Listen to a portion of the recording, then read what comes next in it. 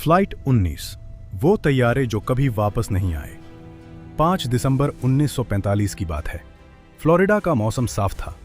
अमेरिकी बहरिया के 5 बमबार तैयारे एक मामूली तरबियती मिशन पर गए। 14 तजुर्बाकार पायलट। कोई खतरा नहीं था, मगर 2 घंटे बाद ये 5 तैयारे रडार से गायब हो गए। कंट्रोल रूम ने आखिरी रेडियो कॉल रिकॉर्ड की। पायलट की आवाज कांप रही थी। उसने कहा, हम रास्ता खो चुके हैं, समुंदर अजीब लग रहा है, सब कुछ गलत है। फिर दूसरी आवाज आई। ये कह रही थी, हम सफेद पानी में हैं, कोई सिमत नजर नहीं आ रहा, खुदा हमारी मदद करे। उसके बाद सिर्फ खामोशी थी, एक ऐसी खामोशी जो कभी खत्म नहीं हुई। अमेरिकी बहरिया ने फौरन तलाश करना शुरू किया।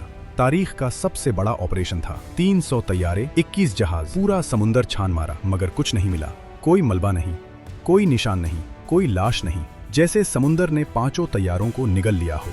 और सबसे अजीब बात यह है कि उन्हें ढूंढने गए तैयारों में एक तैयारा भी गायब हो गया। मार्टिन मैरिनर, उसमें 13 अफराद थे, वो भी गायब।